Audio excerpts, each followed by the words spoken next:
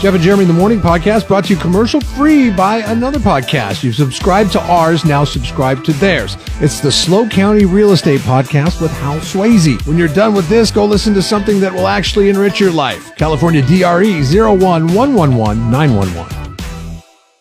I know that there's a lot of private jets and planes and things of that nature in the area between Paso Robles and San Luis Obispo airports. Good morning. It is Jeff and Jeremy. This woman in Oklahoma was arrested for DUI, not outside the airport, but actually on the runway. The tower had to call the cops because they're like, hey, some woman's out on the runway. She's getting out of her car. The car's in the middle of the runway. So they go out to talk to her. And she's getting out of her car. What the hell's the car doing in the middle of the runway? Well, she'd been drinking. I think she was lost. I think she got drunk. She thought that was the road? And then she couldn't figure out how to get out of the airport, and she was driving down the runway. When you were drinking, were you just drinking at the hangar? Okay. Oh, okay. She was just drinking at the hangar. When's the last time you hung out at a hangar and got hammered? But I mean, maybe if you have a private jet, you have like a private bar in there. There was a kid's school benefit once at the old ACI facility. Here we go. Okay, but you were just parked and drinking? Yes. Okay. Do you remember the gentleman that stopped you while you were on the road here? No. I don't even know that guy. Well, I know. They don't really know you either, other than they saw you driving. And the fact, too, I think... I didn't do anything. The control tower called us saying you were blocking the runway and driving around on the runway. Okay. Very nice guy. Nice Not officer. A lie. This is a true story. Okay. And I know this because I grew up by the airport, and I thought, man, that's pretty dangerous, because if it was just on the other side of the airport, they could have crashed into our house. There was a Ruski who had been drinking too much vodka. He was a pilot of the plane, and this was in the late 80s, early 90s. Commercial or private? Commercial plane. Commercial Russia flight from Moscow to Seattle. Oh, okay. And I grew up right by the Seattle airport. And this plane mistook... So you know that there's two major roads that run north and south on each way on each side of the airport. There's 512, which is a little freeway that pops into West Seattle, on the I guess west side of the airport. On the east side of the airport, there's 99, but there's also I-5. They run kind of right next to each other. The Ruski pilot mistook 512 for the runway, because most people traveled on 99 and I-5. Mistook 512 for the runway and made an approach at 512, was going to land his plane on the freeway on 512, because it's right next to the runway. How big a plane are we talking? This was a 747. This is a jumbo jet. This is a big boy. International. Yeah, and he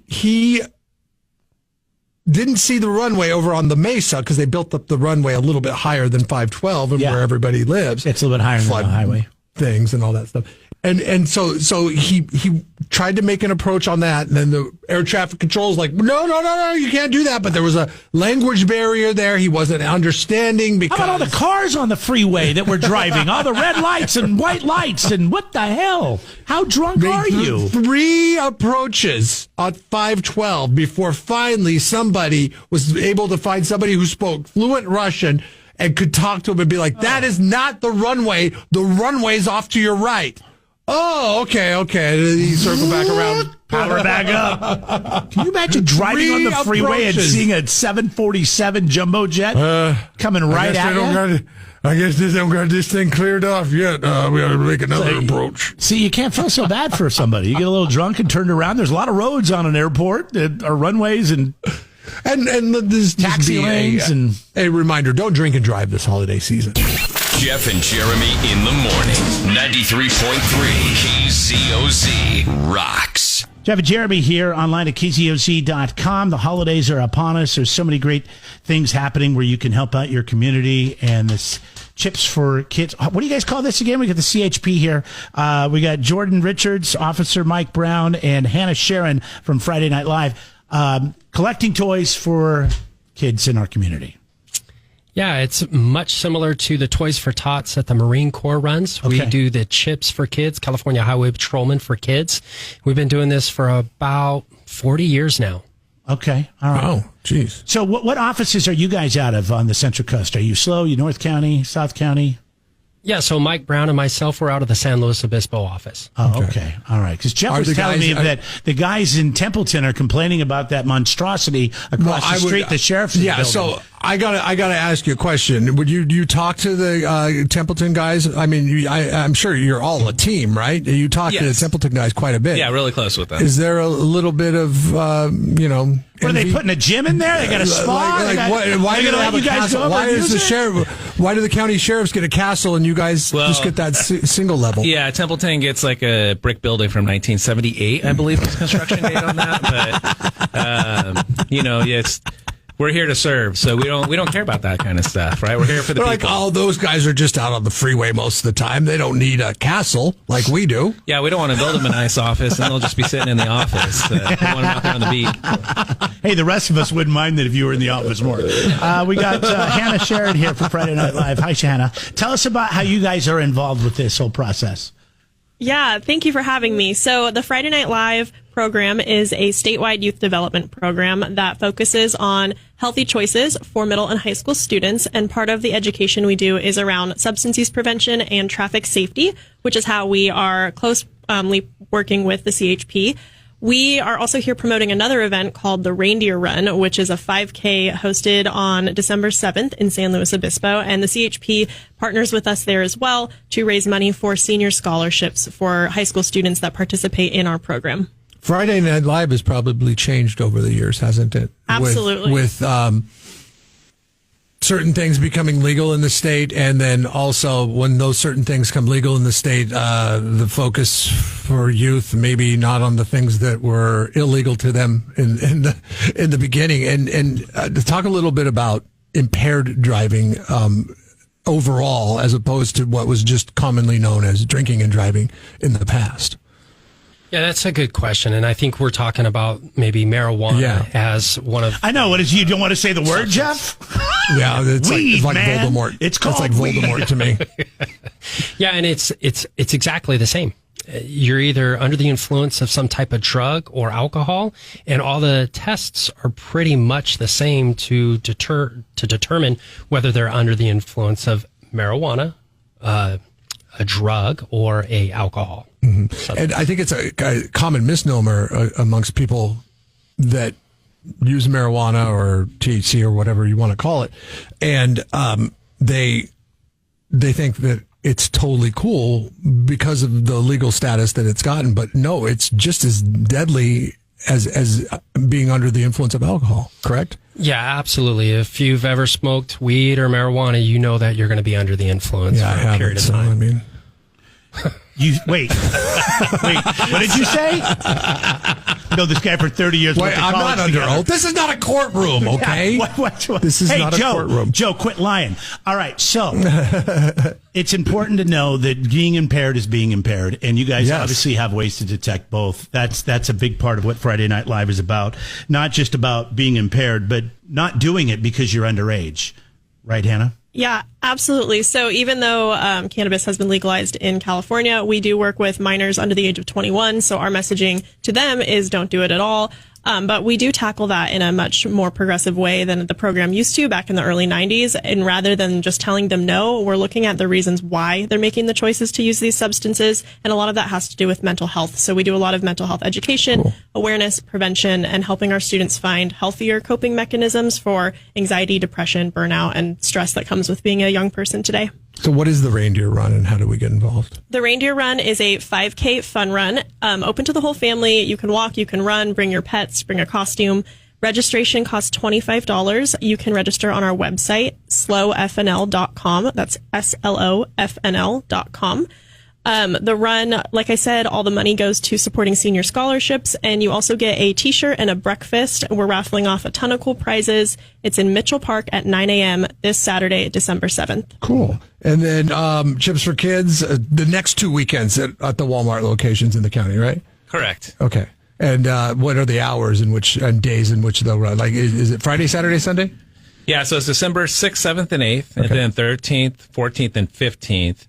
And they're all from about 10 to 5. 10 to 5. Okay, so when you're doing your Christmas shopping, yeah, it's super easy. Make eye contact with them, and I'm sure, make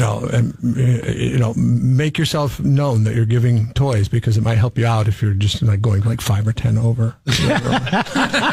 Hey, don't be making promises. Hey, I gave you guys toys. I'm only laughing because I feel uncomfortable.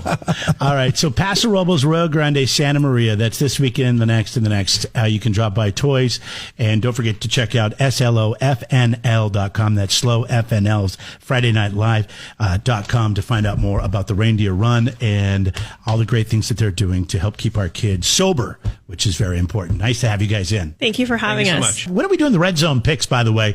Thursday's the takeover, so we'll probably do it, Wednesday? Probably do it tomorrow.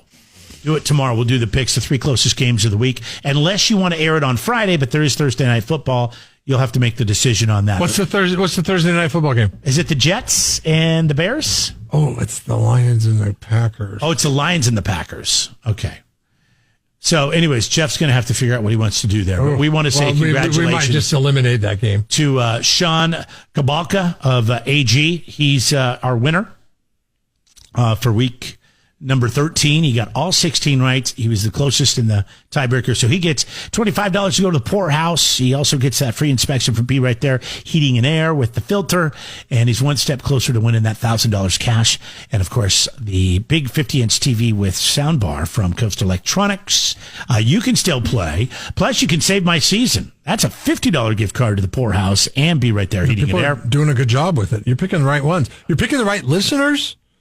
You just can't pick the right games. It's crazy. The problem is, I'm just picking whoever sends in the picks first. I know. Or at least so it's according, like literally, this is the whole monkey or the kindergarten class picking the stocks against Wall Street type scenario. Right. And the monkeys and the kindergartners are winning. Not to call anybody monkeys and kindergartners that are listening to us that have won, but they're doing a good job. So can we do the picks on Friday then? After the takeover, Friday morning, maybe get the crew on live? So the integrity of the Red Zone Challenge is that we pick the 3 closest spreads of the week. I gotta think, that's one of the best games on the docket for sure. Red Zone right now has Thursday Night Football. Detroit, 84% of people in the Red Zone are taking Detroit, so it's not really close. They're 3.5 point favorites. They're 3.5 point favorites with a 51.5 over under. There's going to be some scoring in that one. Seattle, Arizona right now is at a 50-50 deadlock. The game is Arizona. I could see that'll be one that we'll be picking. Chicago, San Francisco, 75-25. People are leaning towards the 49ers. What are the... Anyways, that could be a game we could talk about. And definitely Cincinnati, Dallas should be a game we talk about. So right now, the 3 closest, if we take 3.5 point spreads, Detroit's a 3.5 point spread, but we can slot, which we probably would have done anyways, Kansas City and Los Angeles Chargers. And we can go with the Seahawks and the Cardinals and the Jaguars and the Titans. So the Jaguars and the Titans would take place of the really bad game will take the place of the really good game that will be played on Thursday night. That is not going to be a good game. Detroit is going to destroy Aaron Rodgers and the Green Bay Packers. Yes, he will. Aaron Rodgers has nothing to do with the Packers. Oh, what am I talking about? Jordan Love. Never mind.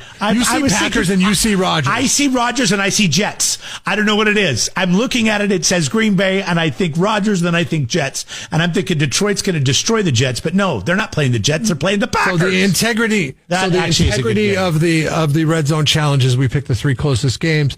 We always default to the better game on the docket with the higher over-under. The over-under in that game is 51.5. Okay. If there's a tie, it's 40 for the Jaguars and the Titans. Okay. All right, so there you go.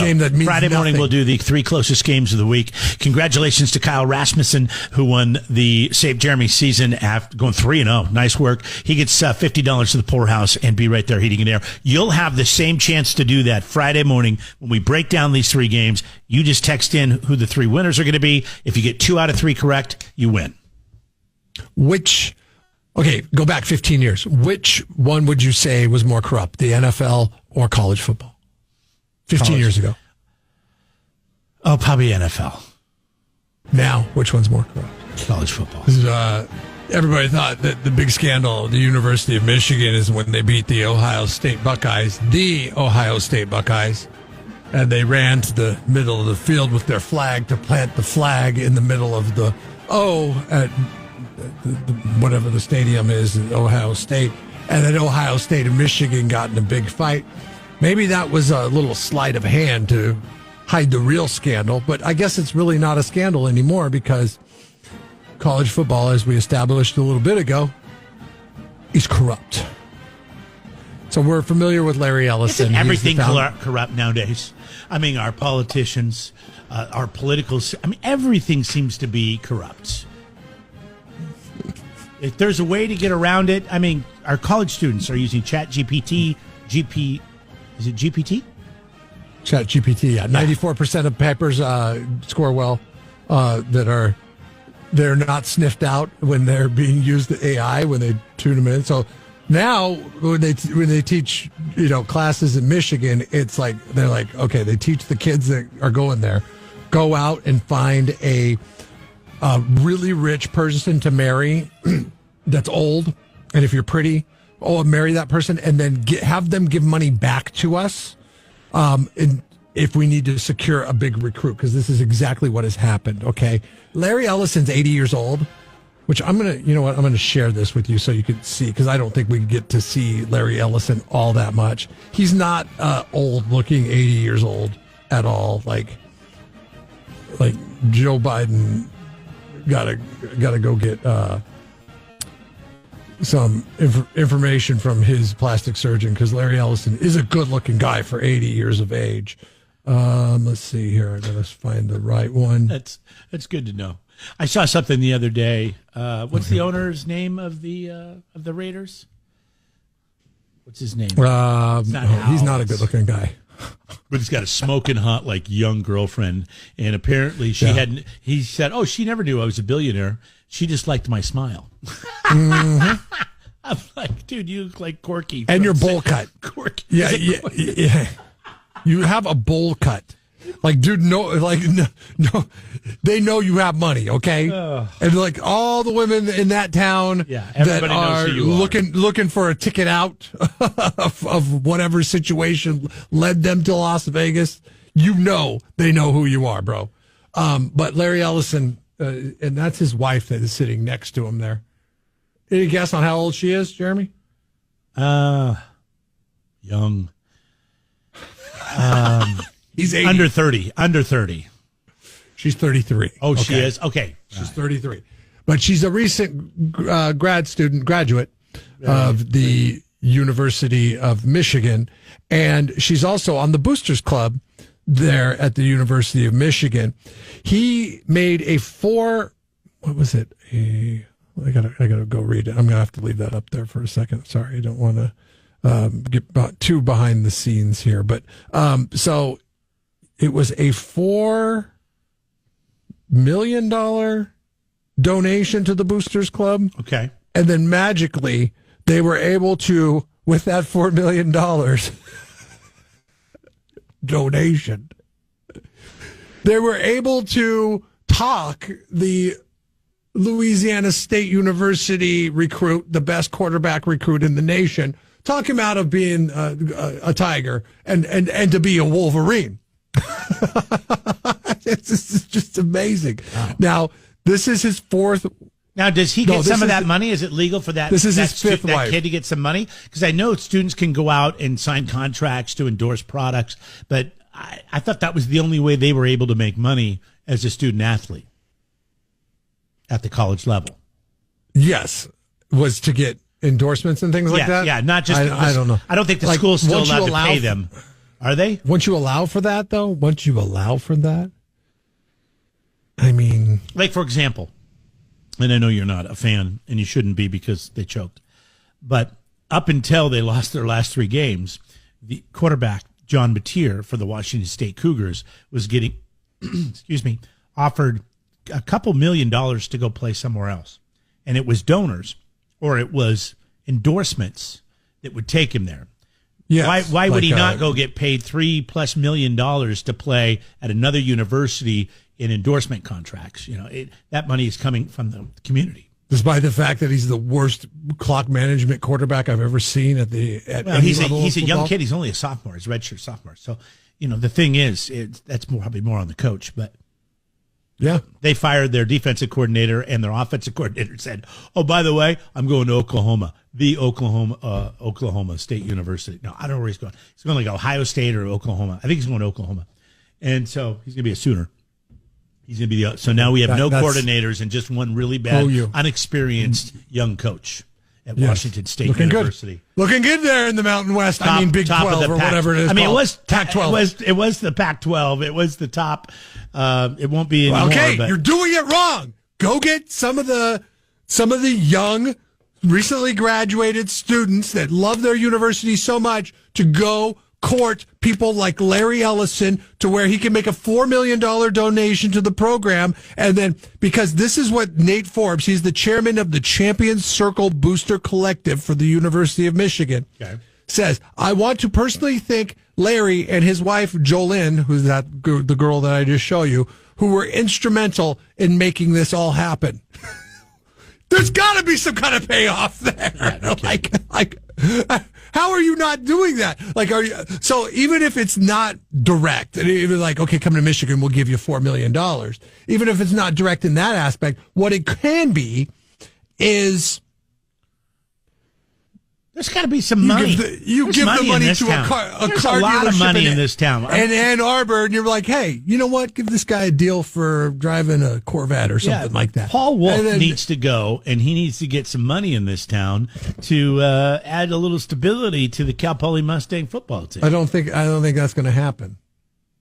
Why not? Because we're all about integrity. Didn't you say the guy, one of the head guys in Amazon lives here or something? You gave him an Uber ride, or what was it? What was the richest guy? No, it was. What was the richest guy you ever gave a ride to? He doesn't live here anymore. He was CEO of GoDaddy. Oh, there you go. But he's recently. There's got to be another guy like that around here somewhere. I forget what his name was. You know how many private jets are sitting over at the San Luis Obispo Airport in hangars that we can't see? No, there's money, but they don't care about football. We need to go talk to the ACI guys. Hey, I need to get your client list. We need to ask them for some money. It's a surfing place. It's not like, We need to pump up this Cal Poly football team. Nobody's going to be pumping money into the football program at Cal Poly like Larry Ellison does for his wife. 80 years old. His wife's 33. Nobody even knew that they were married until just recently when this news all came out. I thought he was babysitting her for a while. Jeff and Jeremy in the morning. Listen online at KZOZ.com. Jeff and Jeremy in the Morning podcast brought to you commercial free by another podcast. You've subscribed to ours, now subscribe to theirs. It's the SLO County Real Estate Podcast with Hal Swayze. When you're done with this, go listen to something that will actually enrich your life. California DRE 01111 911.